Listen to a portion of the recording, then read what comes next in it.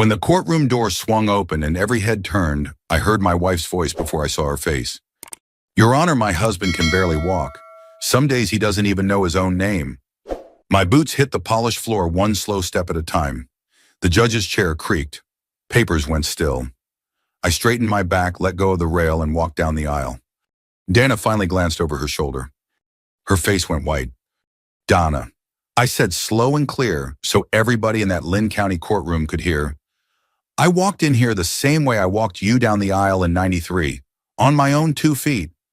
Nobody said a thing after that. Even the air conditioner sounded guilty. You want to know how we got there? How a retired tractor mechanic from Cedar Rapids ended up proving he was still alive in court, while his own wife tried to bury him on paper. It didn't start in that courthouse. It started in a hospital room. When the doctors told me I had 7 days left, my wife leaned close, squeezed my hand, and whispered, "Finally, just a few days. Your house and your money are mine now." She never saw me open my eyes again. My name is Michael Harrison, but everyone calls me Mike. I'm 58, born and raised in Iowa. I spent 35 years at the John Deere plant, same steel-toe boots, same time clock, same lunchbox. I figured retirement would be fishing at Cedar Lake, watching the Hawkeyes on TV and fixing neighbors' mowers for gas money. Instead, one cold Tuesday afternoon, my heart stuttered while I was hauling salt bags out of the garage. Pain shot across my chest and down my left arm. My legs turned to rubber. Next thing I knew, I was staring at the ceiling of an ambulance, listening to a paramedic tell me to breathe. Mercy Medical Center smelled like bleach and burned coffee. They wired me to a monitor, stuck an IV in my arm, and parked me in a small room with a view of a brick wall. Every beep sounded like a countdown. The cardiologist stood at the foot of my bed with a chart in his hands. Tall guy, tired eyes, ring on his finger worn thin. "Mr. Harrison," he said, "you've got some serious blockage. The good news is we can treat it, but you need to understand this is nothing to play with. If you ignore the medications and the diet, things could turn bad quickly. I'm talking days, not months." Days, that word stayed with me. He went over pills with names I couldn't pronounce: low-sodium diet, no heavy lifting, no stress. I nodded like I was listening. Mostly I was listening to my heart thump under the wires. "Is your wife here?" he asked. "She was parking the car when they brought me up," I said. He checked his watch. "All right, I'll come back and talk to both of you. This is something you two need to hear together." When he left, the room felt too quiet. I heard nurses in the hallway, a TV droning about weather somewhere else, a cart squeaking over a bad tile. My mouth was so dry I could have chewed the air. 10, maybe 15 minutes later, Dana breezed in. She smelled like perfume and cold air from the parking ramp. Her blonde hair was sprayed into place. You'd think she was headed to a brunch, not the cardiac floor. "Oh my God, Mike," she said just a touch too loud. "You scared me half to death." She gave me a quick kiss on the forehead. Her lipstick was perfect. Her eyes were dry. "You okay?" I asked. "I should be asking you that," she said, but she was already looking around the room, taking inventory of machines and tubes like she was pricing them. The doctor came back and did his speech again. This time Dana stood by my bed, nodding slowly, lips pressed, hand on my arm. To anyone else, she looked like a devoted wife from a hospital commercial. 7 days, she repeated when he mentioned the worst-case scenario. "It could be that fast, it could," he said, "or it could be longer. We're not writing anything in stone tonight, but the keys are medication, low-sodium diet, no missed doses, and no unnecessary stress. We'll take good care of him," she said, patting my arm. "He'll do exactly what you say." To the doctor, that probably sounded comforting. To me, her hand felt like a paperweight. When the door closed behind him, the machines kept beeping. Dana's fingers tightened on my arm and then let go. She fussed with my blanket, smoothing it once, twice, way more than it needed. Then she leaned down so close I could feel her breath in my ear. Finally, she whispered, voice low and steady, "Just a few days. Your house and your money are mine now." She straightened up, gave the blanket one last tug, and patted my hand like she'd just tucked me in. My whole body went cold. For a second, I thought maybe the meds were messing with my head, that I'd misheard. So I stayed perfectly still, eyes closed, listening. She didn't sound scared. She didn't sound sad. She sounded relieved. She kissed my forehead like she'd done for 31 years, checked her watch, and murmured almost to herself, "Visiting hours end in 8 minutes. Good." Then her heels clicked across the linoleum and out into the hall. At home, they always sounded slow dragging. Out there, they sounded light, almost happy. The door shut behind her. I opened my eyes.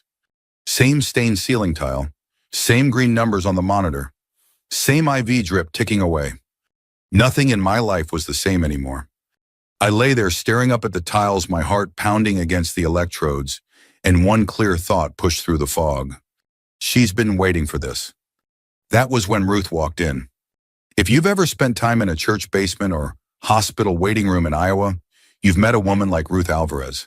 Late 60s, gray hair, pulled back, sturdy shoes cardigan that had seen a few winters. "Well now," she said, seeing my eyes open, "you look more alive than your chart says." "Hey, Ruth, I managed." She pulled up the chair and sat. "Your wife just about ran me over in the hallway," she said. "Didn't even see me." "She's got plans," I said before I could stop myself. Ruth's eyebrows went up just a little. Years of working with old farmers and their wives had taught her when to keep quiet. She folded her hands in her lap and waited. "Ruth," I said, my throat tight, "if I tell you something, can you keep it between us for a while?" "As long as it doesn't involve me pretending you died when you didn't," she said. "We'd have a problem there." A short, bitter laugh slipped out. "No, I'm trying not to die." "Good," she said. "Then talk." So I told her. Every word Donna had just breathed into my ear. No extras, no drama added, just the words.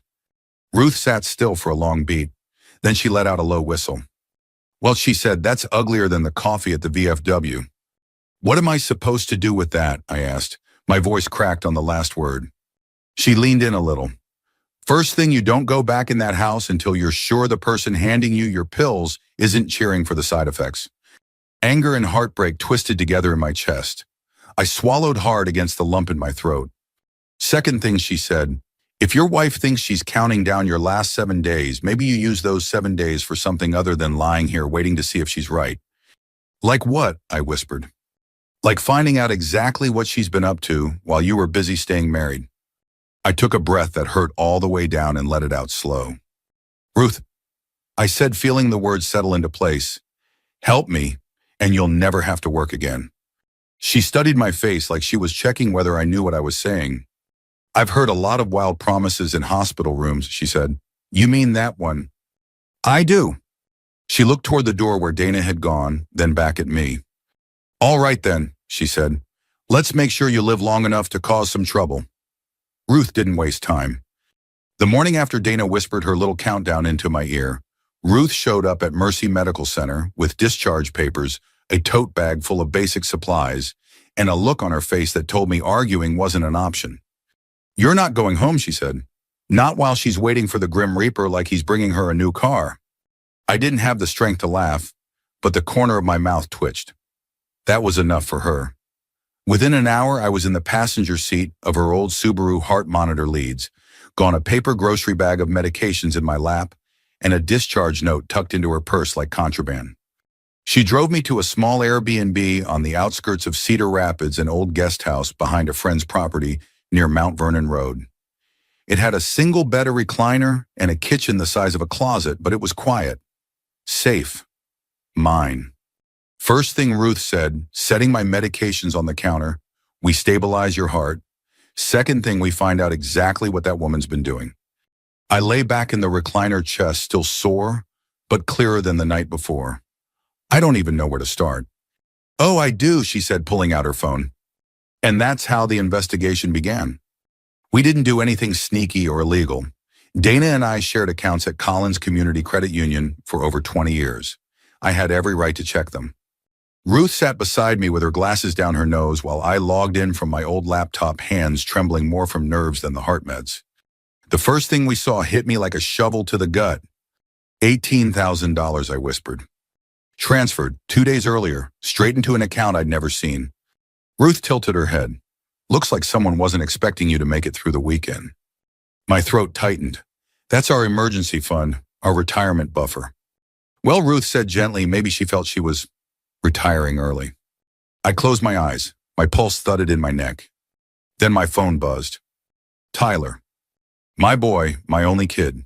28 HVAC tech, strong as an ox, but soft where it counted. I answered. Hey, son. Dad. He sounded out of breath, probably between service calls. Mom said you were too confused to talk yesterday. Are you okay? What's going on? Confused. Of course she told him that. I'm all right, I said slowly, resting somewhere quiet. He hesitated. Do you need me there? God, I wanted to say yes. But if Tyler showed up, Dana would smell something off before I took my next pill. Not yet, I said. I'll explain soon, I promise. All right, he murmured, but I could hear the worry. When the call ended, Ruth patted my shoulder. One day at a time, Mike. Focus. I swallowed hard and nodded. Next, she asked. Home camera, I said. The front door one. We still had a shared family account logged into my email. I clicked the app and several thumbnails popped up. One from the evening before, Dana standing on the front porch, phone pressed to her ear, the porch light hitting her hair just right, like she wanted the world to see how tragic she looked. Ruth tapped the screen. Let's hear it. The audio loaded. I wasn't prepared. Dana's voice crisp and cheerful. Once the funeral's over, I'm putting the house on the market before the grass even grows on his grave. Yeah, I already got pre-approved for that condo in Naples. Ruth froze. I froze. My heart didn't stutter this time, it slammed. Ruth blinked. That's a real Midwest expression, but Lord have mercy, I've never heard it said with that much enthusiasm. I covered my face with my hands. 31 years married, Ruth. I know. 31. I know, sweetheart. We sat there in silence a while. The only sound was the tiny kitchen clock ticking like it was counting down to something. Finally, I said, we're not done yet. Insurance, she asked. I nodded. Ruth dug into her tote bag, pulled out a folder she'd taken from my house months earlier when I was reorganizing. Start there. I opened it. Bills, policies, old tax returns. Nothing unusual until I saw it. The life insurance form. $750. Not $250,000 like it used to be. Increased just 3 weeks before my first chest pain. I stared at the date, my mouth dry. This was the same day I told her I felt a little flutter. Ruth crossed herself. Mike, this isn't a woman who panicked. This is a woman who planned. I leaned back, my breath shaking. She didn't want me to die. She expected me to. And she was preparing for the payout, Ruth added quietly. I felt something inside me crack. Not my heart, my denial. By late afternoon, Ruth heated up some canned soup and forced me to eat. I only managed a few bites. The truth was heavier than food. But the day wasn't done with me yet. Ruth stepped out to make a phone call, and I sat on the recliner scrolling through emails on my tablet, trying to ignore the dull ache in my chest. Then an email notification popped up from my wife's account, one still synced from years ago, because we used to share calendars. A meeting reminder. Appointment with Harold Pierce, estate and probate attorney. Not next month, not next week. Yesterday. My blood turned cold. Oh no, Ruth muttered behind me. Not that man. You know him. Everybody knows him. He's notorious in Lynn County for squeezing every dime out of widows and old folks. If she's working with him, she's trying to fast-track something. Something. My estate, my assets, my life. I pressed a fist to my sternum, not from pain, but from fury. What do? I asked quietly. Ruth exhaled. You get smarter and quieter and meaner than she ever expected. Before I could answer, headlights drifted across the wall. Ruth moved to the window, lifted the blind with 2 fingers. Mike, she whispered, don't panic, but that car has driven past here 3 times. A dark SUV coasted slowly down the gravel drive, paused, then continued. Dana's PI. She must have hired someone when she realized the hospital wasn't giving updates fast enough. Get away from the window, Ruth whispered. Now. I sank lower in the recliner, heart thudding for real this time. My pulse spiked and the ache in my chest pushed hard, reminding me my body wasn't back to full strength. Ruth pulled the blinds closed, turned off the lamp, and stood guard by the front door. For a long minute, neither of us breathed. Finally, the car rolled away. Ruth sat down, wiped her forehead, and muttered, Lord help us. You weren't kidding, your last 7 days might be busy. I let out a shaky breath. Ruth, what now? She leaned forward, eyes steady. Now, she said, we start fighting back. The next few days inside that little Airbnb felt like living in a shed behind my own life. I kept the blinds closed, took my pills on schedule, and tried to breathe slow enough that my heart didn't get any ideas. Some folks say recovery is peaceful. Mine felt like waiting behind a barn door during a storm hoping the hinges held. Ruth came every morning with groceries, a thermos of church coffee, and a determined look that said she'd already done half a day's work before 9 a.m. She checked my pulse, shoved oatmeal into me, and then sat down with a notebook like we were planning a farm auction. Today, she said on Thursday, we're checking patterns. People show their truth in patterns. She wasn't wrong. By noon, we had a timeline sprawled across the little Airbnb table. The insurance increase, the unexplained withdrawals, the appointment with the probate attorney, the camera audio about selling the house before the grass grew on my grave. Every arrow pointed one direction. Dana wasn't panicking. Dana was preparing. It should have broken my heart. Instead, it steeled something in me I didn't know I had left. That evening, just as I'd settled into the recliner with my meds lined up like unruly kindergartners, my phone buzzed. Tyler. Dad, quick question. His voice sounded cautious, as if he were stepping on an icy porch. Did she tell you she was having some friends over tonight? No, I said slowly. Oh, he hesitated. Because she called me to fix the thermostat before her girls' night. It wasn't broken, and I heard her tell Aunt Sandy on the phone, by this time next week, everything will be settled. I gripped the armrest. Settled how? His voice dropped. She didn't say. Dad, something feels off. For a moment, I didn't know what to say. Tyler had always been close to Dana, always believed the best in her. He got his soft heart from me, his blind spots too. Son, I said, steadying my voice, just listen for now, okay? Watch things, don't confront her. I'll explain when I'm able. Okay, a long pause, Dad. Just don't lie to me. Are you really safe? I swallowed hard. I'm safer than I was. He let out a breath that told me he'd been holding far too much inside. Call me when you can, he said. Please. When the call ended, I just sat there staring at my phone. It hurt knowing my son was caught between fear for me and loyalty toward his mother. But this was the price of 31 years of assumptions that my marriage was built on something steadier than appearances. Ruth walked in a few minutes later with a bag of canned soup and saw my face. Tyler, she asked. Yeah. She set the bag down and squeezed my shoulder. He'll come around. Good kids do, even if it takes them a minute. I nodded, though my throat felt tight. That night, Ruth insisted we check the front door camera again. People get sloppy when they think they've already won, she said. She was right. At 8:14 p.m., the footage showed Dana's girls' night, starting wine glasses in hand, porch light glowing warm. I tapped the audio button. Friend. How are you holding up, sweetie Dana? With a little laugh. Honestly, I'm counting the days. The guest room already smells like hospital. I bought new curtains for when it's finally mine again. Ruth froze, eyebrows rising to her hairline. Oh, that woman is asking for the Lord's attention. I didn't speak. I couldn't. My chest tightened, not from my heart condition this time, but from 31 years crashing into one moment of clarity. I'd never hated anyone in my life, but I hated her then. The next morning, I tried to distract myself by cleaning the Airbnb kitchen, which took all of 5 minutes. When I turned around, I spotted the old file folder Ruth had brought earlier in the week. I hadn't looked inside since that first shocking insurance increase. Something nudged me, maybe instinct, maybe stubbornness, and I opened it again. Buried under tax returns and warranty papers was a small notebook I didn't recognize. Pink cover, spiral binding slightly bent, Dana's handwriting on the inside flap. After Mike retires options. My fingers trembled as I flipped through the pages. Bullet points, dates, little complaints disguised as planning. Don't want to spend my 50s in this small house.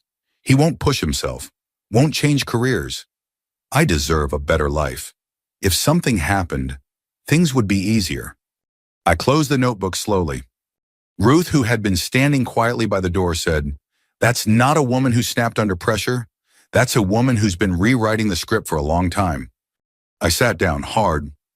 You think you'll know when someone stops loving you. Truth is, it sometimes slips away like a draft under a door. You don't feel it until the cold finally hits your bones. I ran a hand over my face. Ruth, why didn't I see this? You were busy loving your wife, she said gently. Some folks don't return what they're given. I swallowed the lump in my throat. Tyler's going to hate hearing all this. He'll hate that it's true, she corrected, not that you told him. By Friday afternoon, Ruth had made another decision for me, one I was too exhausted to fight. "We're getting you a lawyer," she said, pulling her coat on, "and not the crook your wife hired." "I don't have the energy for court battles," I muttered. "You don't need energy," she said firmly. "You need protection." That's how we ended up sitting across from Jonathan Pierce, a gray-haired attorney in his early 60s, with a tidy office above a bakery that smelled like fresh cinnamon rolls. Jonathan listened without interrupting, tapping a pen against a yellow legal pad now and then. When we finished, he let out a long breath through his nose.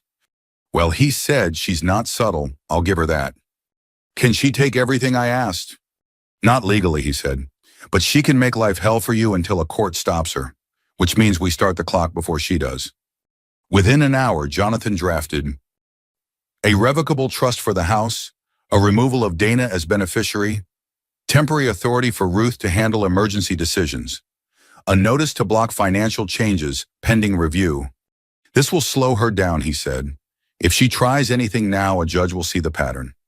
I hadn't realized how tightly I'd been holding my breath until I let it out. Ruth patted my hand. "Told you, one bite at a time." Just when I thought the day couldn't get heavier, Jonathan pointed to the window. "Mike," he said quietly, "is that your son?" I turned. Tyler, standing on the sidewalk, staring up at the law office door like he wasn't sure he belonged there. My heart thudded. He came in slowly, eyes darting between me, Ruth, and the lawyer. "Dad," he said, voice tight, "Mom said you're getting worse and refusing help, but I just saw you walk up these stairs." I looked at him, my boy, the one person who never deserved to be caught in this. His jaw was clenched, confusion written all over him. "Son," I said quietly, "it's time you knew the truth." He swallowed hard. "Tell me everything." Ruth stepped aside. Jonathan folded his hands. "And I finally told my son what his mother had whispered over my hospital bed. Every word." When I finished, Tyler just sat there staring at the floor. His face didn't change, but his knuckles went white around the arms of the chair. After a long moment, he said softly, "Dad, I'm so sorry." Then louder, "I'm with you. Whatever comes next, I'm with you." I closed my eyes. For the first time in days, the tightness in my chest loosened. And that's when I knew this wasn't just survival anymore. This was a fight. And I wasn't fighting it alone. Jonathan warned me that court hearings in Lynn County rarely ran on schedule. "Expect delays," he'd said. "Expect nonsense. What you shouldn't expect is fairness until you force fairness into the room." I didn't sleep the night before the hearing. Not because of fear. Fear had burned itself out somewhere between the insurance papers and the camera recording, but because of something sharper, colder. Resolve. By sunrise, Ruth had already made coffee, packed my medication, and ironed the shirt she insisted I wear. "You're walking into a battlefield," she said, buttoning the collar like she'd done it her whole life. "Even soldiers shine their boots." Tyler arrived a few minutes later, still wearing his HVAC work jacket, hair damp from a hurried shower. He looked older than he had a week ago, like the last few nights had added a decade. "You sure you're ready, Dad?" he asked. "I've never been more sure of anything." He nodded, jaw tight. "Then let's go." The courthouse steps felt longer than they'd ever looked. I took them at my pace, slow, steady, one hand on the railing. Not because I was weak, but because I wanted every breath to remind me I was still alive. Inside, the hallway buzzed with the usual courthouse sounds, shoes on tile, muffled conversations, an old man coughing into a handkerchief. The clerk pointed us to courtroom 3B. Donna was already there. She sat at the petitioner's table beside her attorney, Harold Pierce, the man with the hungry eyes and the suit that looked a size too expensive for his soul. Dana wore black as if mourning. Her hair was perfect, her posture polished, her expression soft with manufactured grief. Tyler stiffened beside me. "Dad," he whispered, "she looks like she's going to a funeral." "Yeah," I said. She just didn't expect the guest of honor to walk in. We sat in the back until the bailiff called the case. I stayed seated, deliberately let her think I wasn't coming. Let her get comfortable. Then the judge walked in, robes, swishing glasses perched low on her nose. "Case of Harrison versus Harrison," she announced. "Petition for emergency asset control due to spousal incapacitation." Incapacitation. I nearly laughed. Harold rose with a stack of papers. "Your Honor, my client is acting out of compassion. Her husband, Mr. Michael Harrison, is medically declining, mentally unstable, and unable to manage his affairs. We are requesting immediate control of..." The door creaked. Hard. Every head turned. I stepped inside. Slow, calm, upright. My boots hit the polished floor like punctuation marks. Dana's hand froze where it rested on her purse. Her face drained of color until she looked like someone who'd seen a ghost. Your Honor, Harold sputtered. This isn't. He was not expected. The judge lifted her hand. Mr. Harrison, are you able to approach? I am, I said. I walked past the rows of seats, past the staring spectators, past the bailiff, who looked like he wasn't sure if he should catch me or salute me. I stopped halfway down the aisle right where I wanted to be and looked straight at my wife. Dana, I said loud enough to echo. I walked in here the same way I walked you down the aisle in '93, on my own 2 feet. A few people gasped. One older woman whispered, Lord have mercy. Even the judge straightened in her chair. Dana shot to her feet. Your Honor, he shouldn't be here. He's delusional. He's unstable. The judge held up a hand. Mrs. Harrison, sit down. Dana obeyed, shaking. The judge turned toward me. Mr. Harrison, do you understand what your wife has filed today? Yes, ma'am, I said. And I also understand what she tried to do while I was lying in a hospital bed. Jonathan rose smooth as always. Your Honor, we have evidence we'd like to submit. He handed over bank statements showing the $18,000 withdrawal. The life insurance increased from $250,000 to $750,000. The appointment logs for Harold Pierce, a written medical report confirming I was not terminal, and finally, the recording from the front door camera. When Jonathan pressed play, the courtroom went silent.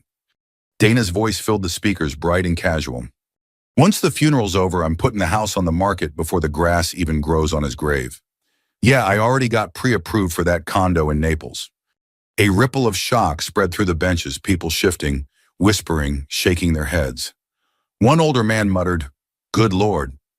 Harold sputtered, Your Honor, that audio is taken completely out of... It speaks for itself, the judge snapped. Then she looked at me. Mr. Harrison, in your own words, are you incapacitated? I let the moment breathe.